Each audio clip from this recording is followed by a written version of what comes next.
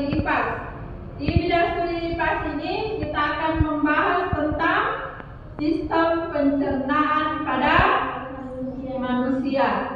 Nah, coba diperhatikan sistem pencernaan pada manusia. Sering makan di rumah? Sering makan di rumah? Nah, ketika kita makan, apapun yang kita makan itu akan dicerna masuk ke dalam tubuh. Sekarang sebelum kita belajar, sebelum kita masuk materi, kita akan melihat video yang ada di atas. Coba diperhatikan.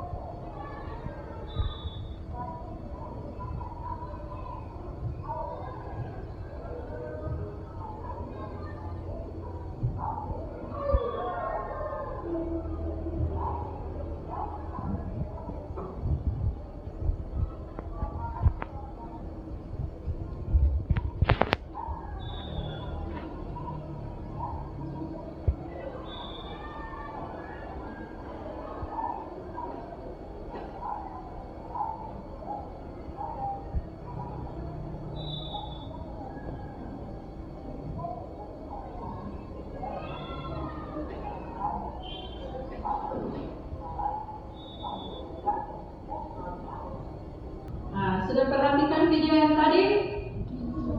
Sudah perhatikan? Ada di gambar? Sudah dijelaskan bahwa sistem pencernaan itu bagian-bagian sistem pencernaan. Sekarang dibuka materinya yang ada di web. Masing-masing membuka materi. Di situ ada materi kita hari ini.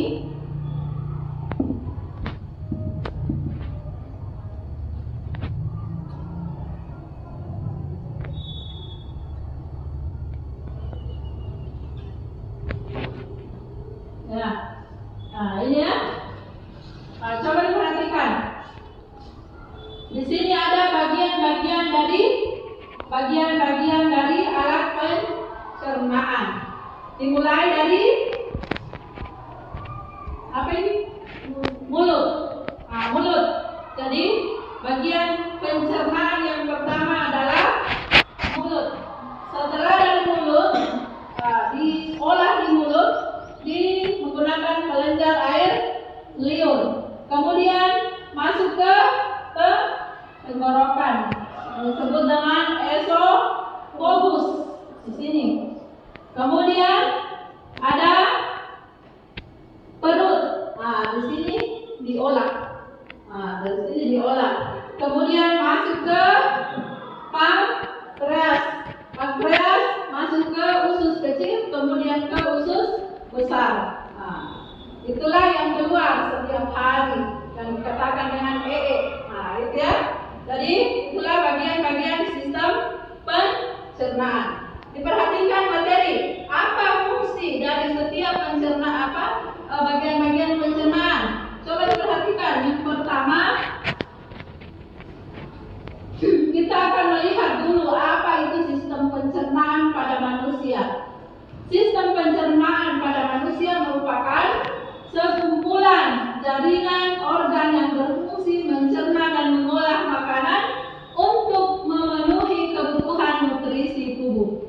Coba kalau kita tidak makan, apa bisa hidup? Apa bisa hidup? Dengan makanan kita bisa hidup. Kemudian sistem pencernaan ini berupa saluran yang memanjang mulai dari mulut hingga anus. Sekarang dalam menjalankan fungsinya, sistem pencernaan akan dikendalikan oleh sistem saraf, aliran darah, serta berbagai macam hormon di dalam tubuh. Kemarin kita sudah belajar tentang sistem saraf, ya.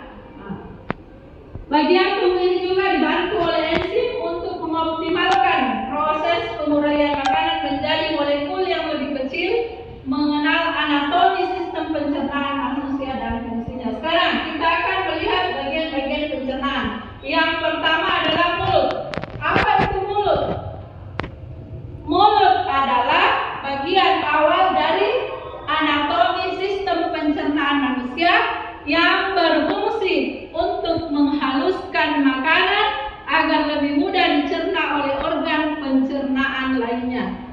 Di dalam mulut, di proses pengolahan makanan juga dibantu oleh air liur. Jadi kalau ada yang kita makan itu dibantu oleh air liur. Gigi yang mengunyah kemudian dibantu oleh air liur. Itulah yang bisa mendorong makanan masuk. Kalau tidak ada air liur, berarti makanan tidak bisa masuk ke dalam tenggorokan. Kemudian yang kedua adalah kerongkongan. Kerongkongan biasa disebut dengan esophagus, ya, esophagus. Apa yang dimaksud dengan esophagus atau kerongkongan? Merupakan saluran yang terdiri dari otot untuk menciptakan gerakan peristaltik agar mampu membawa makanan yang telah dihaluskan. Jadi di dalam di sini itu di tenggorokan itu begini. Makanan itu dilumatkan supaya masuk ke dalam lambung. Kemudian yang ketiga adalah lambung. Yang bagaimana itu lambung? Lambung merupakan anatomi sistem pencernaan manusia yang berbentuk menyerupai huruf J. Jadi lambung kita itu berbentuk huruf J. Tahu huruf J? Bagaimana kalau huruf J? J begini. Berarti seperti itu lambung kita di dalam dan terletak di perut bagian kiri atas. Dia berada di sini. Jadi dari tenggorokan makanan, kalau dia dari tenggorokan masuk ke lambung. Fungsi lambung dalam sistem pencernaan adalah disinilah diolah makanan menjadi bagian-bagian yang lebih kecil. Kalau yang masuk di tenggorokan tadi lebih kecil, nanti setelah masuk di dalam di lambung, akhirnya disitulah diolah. Biasa juga di pabrik, kalau istilah di pabrik. Di sini di lambung di pabrik. Semua makanan di pabrik. Makanya kalau orang itu biasanya orang tidak makan, misalnya tidak sarapan, tidak makan malam, itu juga tidak sarapan pagi. Akhirnya lambung tak kosong. Kenapa ada orang selalu sakit, dibilang sakit ulu hatinya? Karena itu lambung tak di dalam kan bekerja seperti pabrik, begini di dalam bekerja. Akhirnya kalau tidak ada isinya perut tak tergesek, batu gesek itu kulitnya. Akhirnya itulah yang menyebabkan ulu hati tak sakit. Makanya kalau orang malas makan, kalau selalu sakit ulu hatinya, jangan selalu dibiarkan, itu akan menjadi penyakit. Biasa dikatakan penyakit mah. Itu luka di dalam itu. Kalau biasa tidak makan, tidak sarapan, akhirnya batu gesek di dalam, itulah yang menyebabkan sakit. Gitu ya. Jadi selalu kosong perut makan. Kemudian dari lambung masuk ke usus halus. Apa fungsinya? Apa yang dimaksud dengan usus halus? Usus halus adalah saluran pencernaan. Inilah fungsinya yang bertugas menyerap berbagai macam nutrisi dari makanan seperti karbohidrat, lemak, protein. Disitulah dari lambung masuk ke usus halus, ya. Kemudian saluran ini memiliki panjang hingga 7 meter. Panjang sekali kalau usus. Ada yang bilang itu biasa, kalau biasa dilihat ayam yang sudah dipotong, di dalamnya itu ada apa bilang? Apa biasa istilahnya? Itu yang panjang ada ususnya itu ya.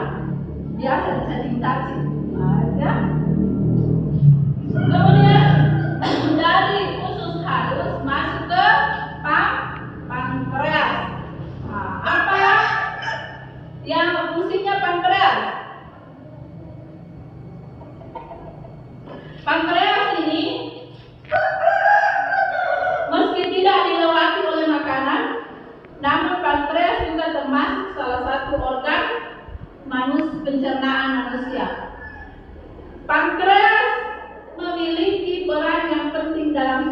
pencernaan. Apa perannya pankreas di dalam tubuh? Yaitu menghasilkan enzim pencernaan guna memecah berbagai macam nutrisi dalam makanan. Pankreas, nah bilang orang kalau bahasa Bugisnya pesung. Itu ya. Nah itu pankreas namanya itu. Kemudian hati serupa dengan pankreas, hati juga menjadi salah satu anatomi sistem pencernaan yang tidak dilewati oleh makanan. Jadi yang di sistem pencernaan yang dilewati oleh makanan itu yang mana saja? Yang dilewati oleh makanan. Dari apa dulu kalau makan? Dari mulut dulu. Kemudian kemana? Setelah mulut ke kerongkongan. Dari kerongkongan ke lambung. Dari lambung ke usus halus ke usus besar masuk ke anus. Kemudian kantong empedu. Kantong empedu adalah anatomi sistem pencernaan yang bertanggung jawab untuk menyimpan serta mengentalkan cairan empedu. Kemudian ada usus besar. Ini usus besar termasuk yang dilewati makanan. Tapi ampasnya masih di sini.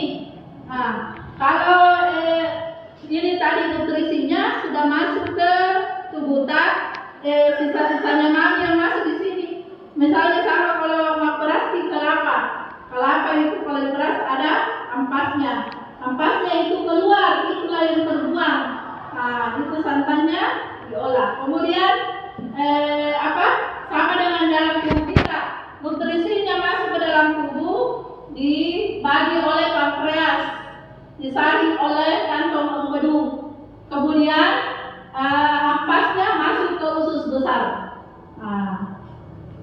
Usus besar adalah saluran yang memiliki panjang sekitar 1,5 meter. Berarti lebih panjang dari usus apa? Usus halus. Kalau usus halus berapa meter tadi? 7. Kalau ini hanya 1,5 meter, terdiri dari 3 bagian. Di dalam usus besar itu terdiri dari 3 bagian lagi, yaitu sekung, kolon, dan rektum. Itu ya. Organ pencernaan manusia ini bekerja dengan menyerap vitamin, air, serta elektrolit dari sisa makanan sebelum membentuk feses. Sekarang yang terakhir adalah rektum dan anus. Anatomi sistem pencernaan manusia yang terakhir adalah rektum dan anus. Apa yang dimaksud dengan rektum? Rektum itu merupakan bagian terakhir dari usus besar yang berfungsi menyimpan feses sebelum dikeluarkan dari dalam tubuh. Jadi sebelum keluar itu disimpan di mana? Di rektum. Jika sudah penuh, otot-otot di sekitar rektum akan berkontraksi untuk mengeluarkan feses melalui anus. Biasa disebut kalau pakai berak apa? Itu kalau penuh tertampung itu ampasnya, maka ada mirosata untuk dikasih keluar. Disitulah prosesnya pencernaan prosesnya mulai dari makanan masuk ke dalam tubuh kita. Ada yang mau bertanya? Tidak ada. Sekarang kalau tidak ada, kita jawab pertanyaan di sini. Sudah ada tugas yang saya kasih. Silakan.